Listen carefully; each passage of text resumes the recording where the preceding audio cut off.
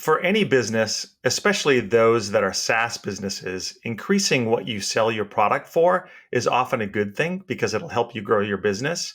Specifically in SaaS, there's an acronym we love, ACV, which is annual or average contract value. And in this episode of Closing Time, we're going to talk about ways to increase it.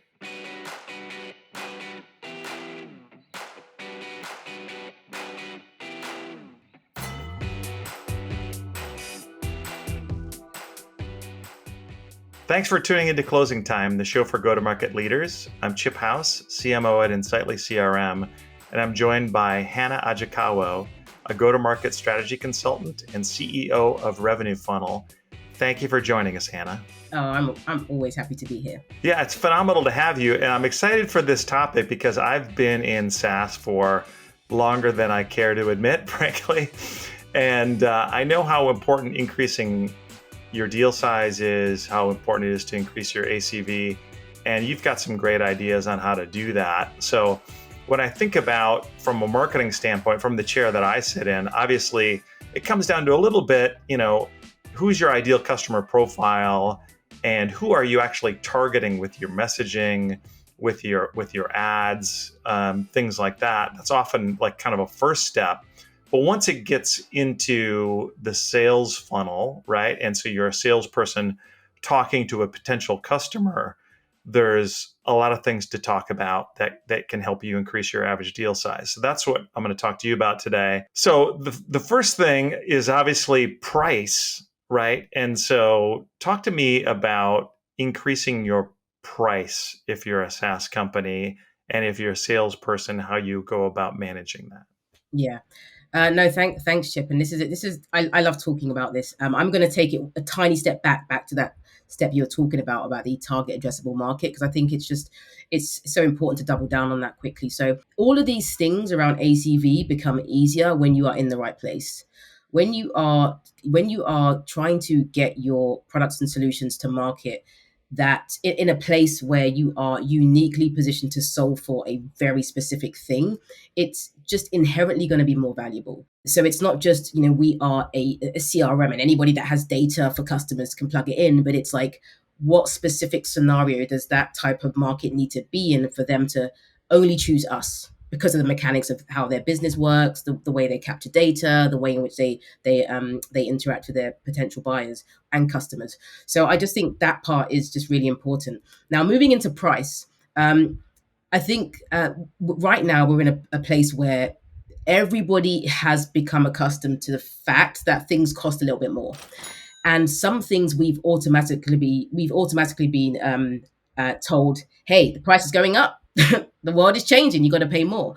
Um, and some things we're like, okay, fair enough. But there's some other things where we're like, I don't really want to pay more for that because I don't feel like I'm actually getting the value, and I don't feel like I received this message properly, and I feel like you might be using excuses for why you're just charging me more. So I think there's a bit of an art to the way in which companies can go about increasing prices, but it can be so significant in impacting the average, initial contract value or the average contract value you're having with a particular company. And I'll use the example, Chip, of Netflix, right? Netflix increased their prices. Netflix have approximately 240 million users. It takes a $1 increase to create, $250 million in new revenue, which times by 4x. Look how much that adds to the to the stock price, right? So it's, when done correctly, it can be so significant for your business.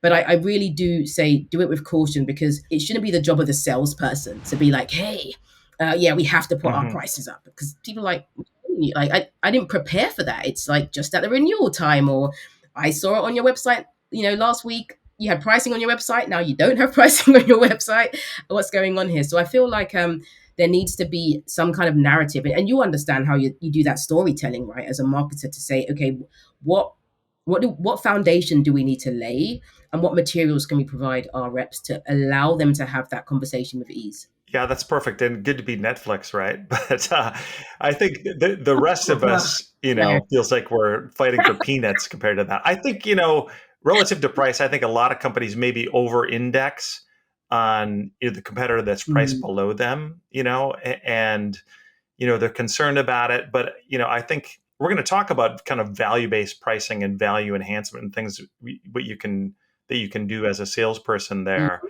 But the other thing that I've heard you talk about, Hannah, is solution selling, right? And if you are an AE and you are selling a product to a customer, you're ultimately selling a solution to them. But how do you think about it? Yeah. So I think about this in a slightly different way. So I always encourage companies and reps to look at the biggest picture that their solution fits inside of. So you always think about when you are solving for some kind of desired outcome. That desired outcome for that decision making unit or person, group of individuals is usually tied to a bigger company initiative. The good reps work out what that is. The ones who are not so great may not understand that, but the former way of doing it is the way that allows you to create a solution sale, because what you do from there is you recognize that you are solving at any given time maybe just 15% of that bigger problem or that bigger challenge or opportunity. And now you're trying to identify, okay, so what are the other little pieces that need to be added to that to actually make sure that we're solving more and more of that problem. So right now, a lot of organizations are thinking about tech consolidation. They're trying to go from that 100 plus platforms to, let's get to 90. The next objective is 80. So they're thinking, okay, so who do I'm just going to switch it all off. And it's our job as reps to be like, well, I kind of have a good understanding of the bigger problem. We're currently doing this, but we do actually also provide this. So in that situation, you're retaining the relationships you have, you're actually adding more value, even though the prospect may not have been considering you for this particular part of the problem or challenge. So now you're having this dialogue where you are this trusted advisor and you're saying, hey, this is how you're currently thinking about it. Here's some alternative ways of doing that and solving for that problem. And it can be done here.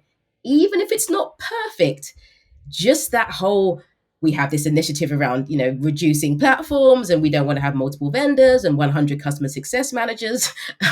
We're happy to get this far ahead with you as someone that we already trust.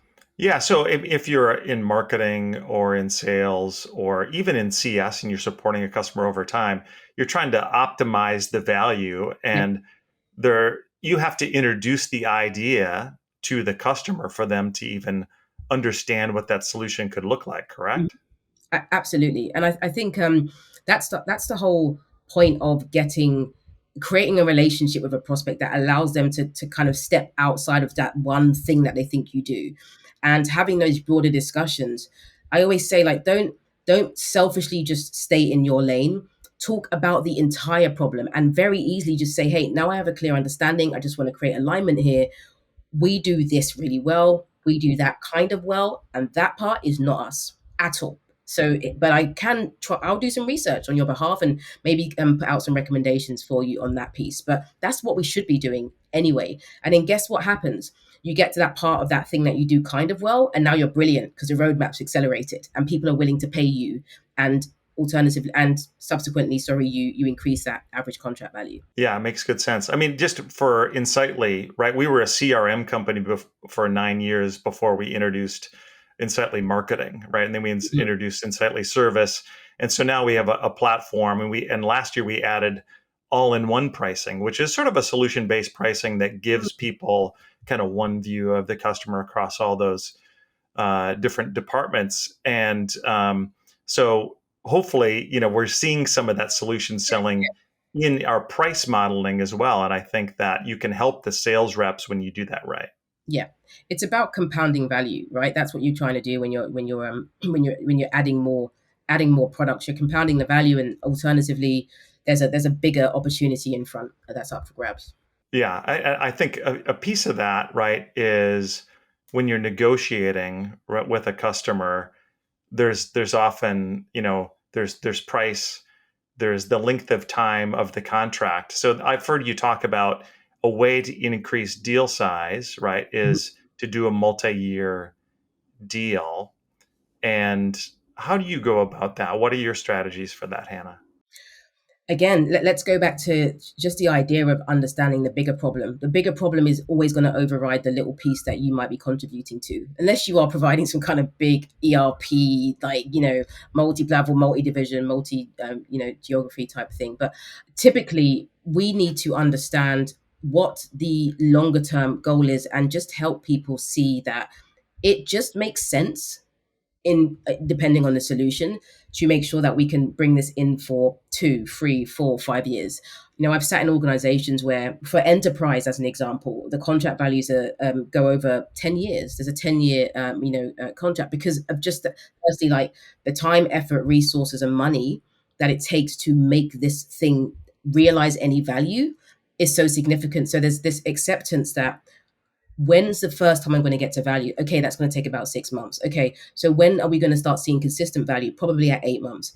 Contract's over. We have to go for 2 years. So again, I think it's on the job of the organization to equip reps with understanding why that this longer term approach to securing a vendor is going to be in their best interest. And sometimes it's because, hey, the change management, right? Like, what's the narrative around that, in helping that prospect to understand that it makes sense? Like, does your team want to reintroduce something again after a year? Probably not. There's, how many things do you currently have in your business that you've only had for a Mm-hmm. year? Not that much. It's actually quite logical to have something for a longer time. I think we just can't leave that to the discretion of the rep to try and figure out the best way to position that. If it's a company initiative, I've seen it work so well when it's a company initiative to do it, and all of the different parts come together to make sure that that makes sense. Yeah, and so when I think about multi-year deals as a buyer, there's a certain appeal to that too, right? Just because if I've made a decision to buy a piece of software, I don't want to rethink that necessarily in 9 months, maybe when I have to give notice or something, if I'm going to get out of it. And it's going to take me some time organizationally to realize that value, show the ROI potentially, et cetera. And so you're actually, if you do it well, you're helping out the buyer as well, which is the point of solution selling also. Absolutely. And that's the thing. Our intention should always be to facilitate and help buyers make decisions about things. And one of those decisions is, should I continue to work with you? And I always say, like, over the multi-year, we have to understand that we're not just renewing a contract, we're renewing a relationship, we're renewing the business case, we're renewing the value. And oftentimes we overlook that. So we're just thinking, oh, it's just a quick renewal, let's do it automatically and don't have to get involved. But we have a multi-year agreement, and we've laid out the steps and the milestones that we're trying to meet. It's like, well, this is just logical. Yeah, 2 years is fine. 3 years is fine. Yeah, so you're just really focused on establishing understanding and value as you discuss that. So that's a great actually transition to circling back to value enhancement. And I've heard you talk about that, but I would love if you could define that and how you go about that for all of our guests. I really think you can drive up the dollars, the cents, the pounds, whatever currency you're working in, inside a deal, simply through the way in which you're executing. And so let me give you an example. Have you, Chip, in the last year, have you been to a Michelin star restaurant? Oh, yes. Uh-huh. We will go into a Michelin star restaurant and pay $40, $50, $60 for spaghetti, simply because of the experience. And they may put some parmesan on top, and we're like, even better, add $5 more to the Yes. bill, right? But that's simply because there is this finesse, there is this frictionless experience that we go through when we walk into those environments, from our booking through to, welcome, Chip, this is your third visit, how's your family, how's this, do you still want that bottle of wine, and all of It's the entire experience. it's Yeah. the entire experience, and you don't have to think. You're already a busy person, you don't have to think. And I think when we bring that style of delivery and experience, and the data continuously shows it, people, we thought it was just price, but it's experience that really matters during the sales engagement.